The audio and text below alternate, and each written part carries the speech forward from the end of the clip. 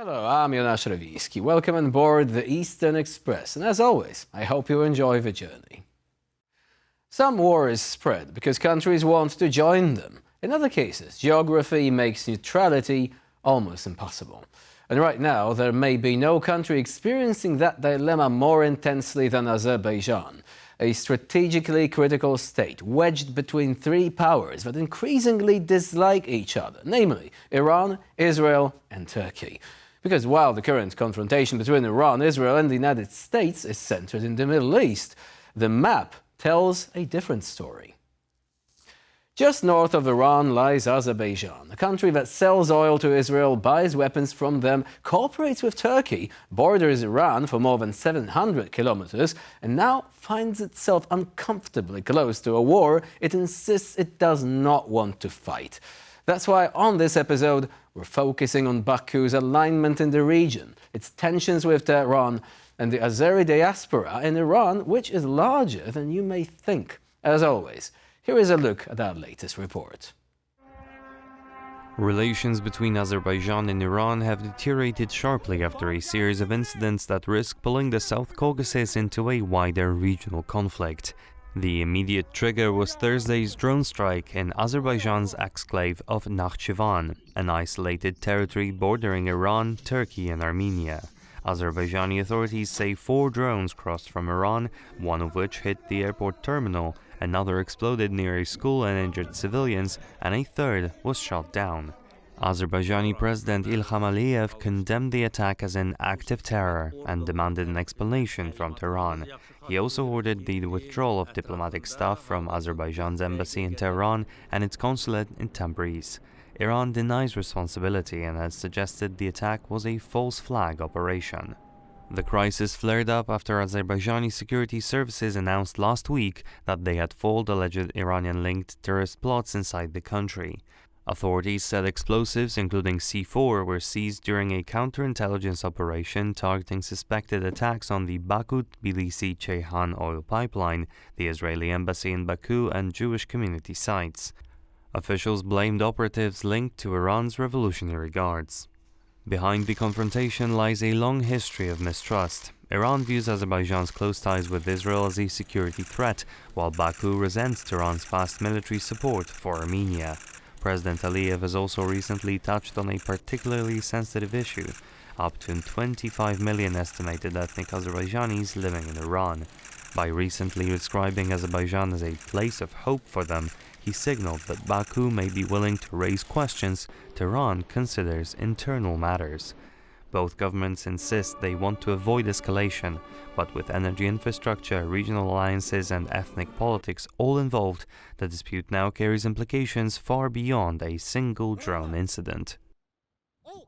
And now we're zoning in on the East-splaining portion of our show. Iran is often portrayed as a largely Persian country, but its society is far more diverse than that. A significant share of the population belongs to ethnic minorities who speak different languages and maintain distinct cultural identities. Now, the largest group among them is made up of ethnic Azerbaijanis. Let's take a closer look at what it means for Iran and for the current situation. Most researchers believe Azerbaijanis account for roughly 15 to 25% of the population of Iran, though some estimates place the number even higher. That means tens of millions of people inside Iran speak Azerbaijani Turkish as their native language, making the community larger than the population of neighboring Azerbaijan itself. Despite these numbers, Azerbaijani identity inside Iran is often discussed in political terms rather than purely cultural ones. The country's official language is Persian, which dominates public administration, education, and state media. Minority languages are widely spoken in daily life, but their role in formal education and public institutions remains limited. This has been a recurring topic in debates over cultural and linguistic rights. At the same time, Azerbaijani communities are deeply integrated into Iranian society. Members of the group are present in business, politics, and the military, and some prominent Iranian leaders were of Azerbaijani descent. The sheer size of the Azerbaijani population means it remains an important factor in Iran's domestic politics and its relations with neighboring countries. And now we're zooming in on Baku to examine the issue in greater detail. When people think about the confrontation between Iran and Israel, they usually picture the Persian Gulf, Lebanon, or Syria. But one of the most strategically sensitive places in this confrontation is not in the Middle East at all. It is in the South Caucasus, and specifically, it is Azerbaijan. At first glance, Azerbaijan does not look like a natural player in the Iran-Israel conflict. It is a predominantly Shia Muslim country culturally connected to Iran and shares a border with the Islamic Republic stretching more than 700 kilometers. But geopolitics rarely follows religious or cultural logic. It follows something else, namely interests. And over the last 2 decades, Azerbaijan has quietly built one of Israel's most important strategic partnerships. The relationship rests on 2 pillars: energy and security. Azerbaijan supplies a significant portion of Israel's crude oil through the Baku-Tbilisi-Ceyhan pipeline, while Israel has become one of Azerbaijan's most important arms suppliers. But the most sensitive part of the relationship is, in fact, intelligence. Since Azerbaijan borders Iran directly, Israeli intelligence has long seen it as a valuable observation point. Reports have suggested that Israeli surveillance infrastructure near the Iranian border allows monitoring of Iranian military activity, nuclear facilities, and missile development. From Tehran's perspective, that is deeply alarming. Imagine if your geopolitical rival allowed a hostile intelligence service to operate just across your northern frontier. That is the lens through which Iran views Azerbaijan. And this tension has escalated dramatically in recent days. Azerbaijan accused Iran of launching drones that struck infrastructure in the Nakhchivan exclave, injuring civilians and raising fears that the widening confrontation with Israel could spill into the Caucasus. Iran denied responsibility, but the message was clear. Azerbaijan sits uncomfortably close to Israel. Despite the denial, Tehran, over the weekend, underlined that Baku is a legitimate military target so long as it supports Tel Aviv.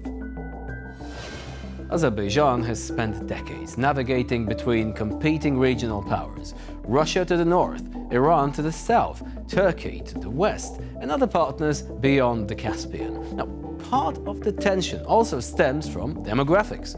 Roughly 1/5 of Iran's population is ethnically Azerbaijani, making them the largest minority in the country. For Iranian leaders, that demographic reality creates a constant fear that nationalism across the border could inspire unrest inside Iran itself. And on top of that, since the reduction of Russian energy supplies after the invasion of Ukraine, Azerbaijani oil and gas have become increasingly valuable to European energy security. That means instability in Azerbaijan would affect energy markets, transit routes, and the fragile geopolitical balance across Eurasia. So, Azerbaijan now faces a paradox. Its partnership with Israel provides security, technology, and strategic leverage against its regional rivals. But the same partnership also makes it a potential target for Iranian retaliation, which means the real question is not whether Azerbaijan wants to be a part of this conflict. The real question is whether the conflict will eventually decide that for them. And now here to shed more light on the issue is Turkan Bozkurt, Middle East expert from the Topçu Center. Hello and welcome to TVP World. Hello, it's great to be here. Thank you. Thank you very much for joining us. So let's begin with a question of where this Iranian attack actually happened, because it didn't just happen anywhere in Azerbaijan. No, it happened in the Nakhchivan exclave. Do you think that this is significant? Yes, absolutely. The Nakhchivan exclave is where Iran and Azerbaijan share a border. It is also the border where millions of Azerbaijanis in the northwest part of Iran also live. I think it's really important to point out where the attack took place, which are civilian areas. You know, an airport was hit, as well as one of the drones hit a tool in the region. So it's really important to also keep in mind how President Aliyev responded to these attacks. He specifically used the words of the words of terror and aggression, which carries significance in international law, and it also opens a broad range of implications on how the Azerbaijani government can retaliate and can use this for their own benefit. Now, do you think that this might have actually something to do with Iran's claimed policy of attacks? Iran continues to say, we're not attacking our neighbors, we're attacking Israeli and American interests. Does this suggest that Iran believes there are some facilities, either Israeli or American, in the Nakhchivan exclave? Yes, Iran has long seen the bilateral relationship between Azerbaijan and Israel as a threat for their existence. This Azerbaijan-Israeli partnership is arguably one of the most consequential covert strategic alliances in the world, I would argue, and it has only deepened in the recent years. Azerbaijan has played a pivotal role in Israel's regional security and energy strategies, with Azerbaijan serving as one of the most important Muslim majority nations. And there are serious cooperation in terms of defense and intelligence and trade between the two countries. So this is a huge threat for Iran. Their relationship relies on oil, arms, and intelligence. Israel buys oil from Azerbaijan, and roughly half of Israel's crude oil originates from there.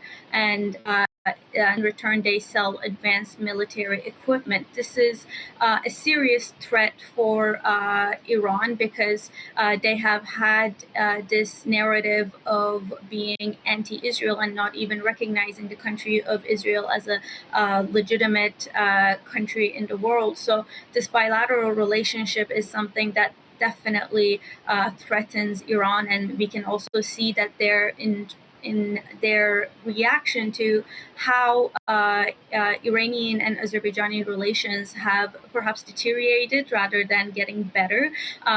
Iran has stood both politically and economically against Azerbaijan in the past few years, whether we look at the Karabakh War, the second Karabakh War that took place in 2022, or even the Zangezur corridor that has been supported very much by the different countries in the region, with the exception, of course, Iran.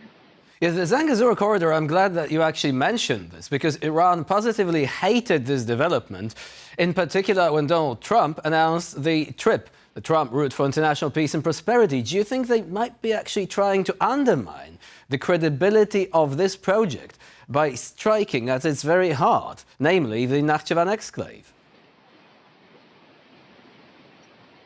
That's definitely a possibility for it. Iran sees Azerbaijan as a big ally of their enemies right now, who are Israel and United States, due to the war that is ongoing. So Iran does see this, but I would read the current, the recent attack in Nakhchivan not necessarily directly related to the Zangezur corridor, but I would say it is more in line with the pattern of attack that we've seen Iran conduct within the last week, whether if it's in Bahrain, UAE, Qatar, or Saudi Arabia. And I think I agree with some analysts who read these different targets, especially the targets that have been to not just the U.S. bases in these countries, but specifically to civilian areas as well, or civilian infrastructure. And I think the more plausible read of these attacks are that these are coordinated attacks in order to draw these different countries into the war, so that the U.S. and Israeli side has limited strategies in what they can do, and that these countries, whether if it's Azerbaijan and Turkey, or whether it is the Gulf countries, begin putting pressure on Donald Trump and Netanyahu to limit their military exercises and to reach some sort of agreement with the Iranian regime as soon as possible.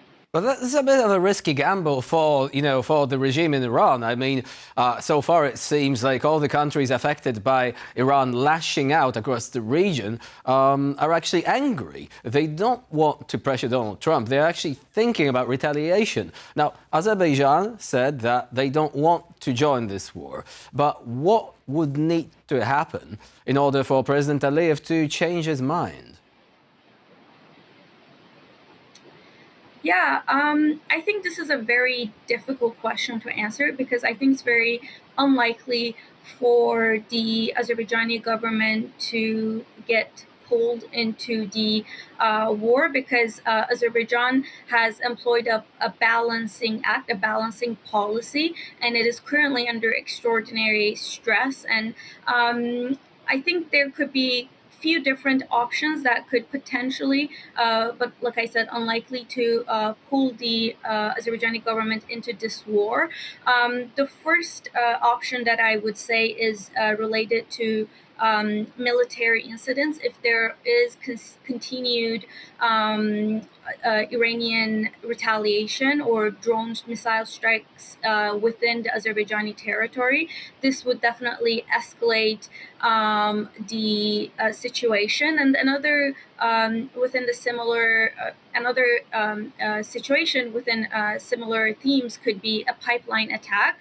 If Iran strikes the BTC pipeline, I think the consequences would be existential for Azerbaijan's economy, and it would deeply implicate for its Western partnerships, as Azerbaijan also provides oil for EU countries, not just Israel. So this might be one of the ways that Azerbaijan could potentially be pulled into the war. But another scenario that could also be is that the northwest of the northwest of Iran is home to 20 to 30 million Azerbaijani population, and these groups have been significantly oppressed for the past 100 years, and Tehran has been really worried about the political demands of these groups. They share the same kinship. The territory that they cover used to be united with the Republic of Azerbaijan prior to the Gülistan and Turkmenchai treaties.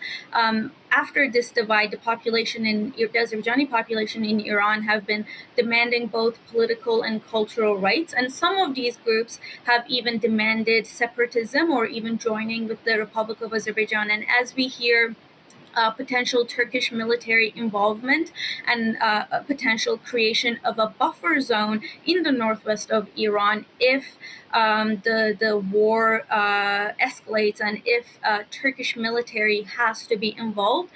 This could be a collaboration between the Turkish and the Azerbaijani military, since they share not just political interests but also cultural interests in the region. And we've seen the Iranian missile recently that approached Turkish airspace that was shot down by NATO. So there is some implication of these based on how the Iranian government is planning to escalate this war, or whether they're just planning to reach some sort of agreement with the United States and Israel. Turkan Bozkurt was our guest today here on TVP World. Thank you very much for being here with us today, and of course for sharing your insight. Thank you very much. And now we move on to Eastern News Flash, a series of all the other stories from the East that you absolutely don't want to miss. European officials say missile use in the Middle East has exposed a major gap in Western weapons production that could affect Ukraine's air defense. The warning comes as Ukraine faces continued Russian missile and drone attacks. EU officials have said more than 800 US interceptor missiles were used in just 3 days to counter Iranian strikes in the Middle East. By comparison, Ukraine used roughly 700 Patriot interceptors over a 4-month winter period. Officials said the figures highlight how quickly stockpiles can be depleted. U.S. defense company Lockheed Martin, the sole producer of the PAC-3 interceptor, reportedly manufactured about 600 missiles in 2025. At the same time, Ukraine's wartime drone technology is drawing interest abroad. Gulf states, including the United Arab Emirates and Qatar, have reportedly approached Ukrainian manufacturers about purchasing interceptor drones designed to destroy incoming attack drones. Ukrainian athletes won 6 medals on the opening day of the 2026 Winter Paralympic Games in Italy.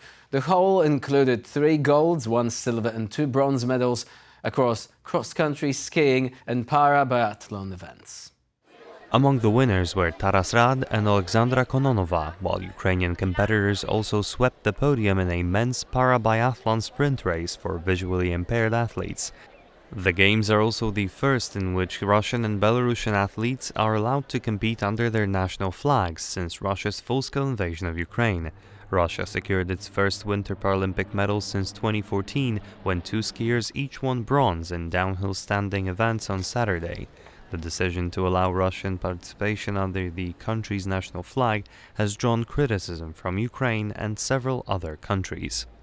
A new government report indicates that many households in Tajikistan are living close to the poverty line, underscoring Tajikistan's position as Central Asia's poorest country. The findings come from a nationwide household budget survey covering economic conditions in 2024. The study, based on data from Tajik 3,000 households, found that the average monthly income per person was roughly $99. Average spending slightly exceeded that level at around $116 per person.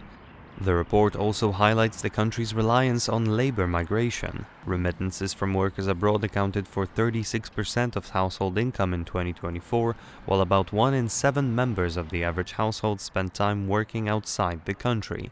Food remains the largest expense, making up more than half of monthly household spending. Meanwhile, household sizes have gradually declined, falling from an average of 6.4 members in 2017 to 5.7 in 2024. And for this episode of Eastern Express, it's the end of the line. Please stay with us here on TVP World for more latest news, updates and commentary.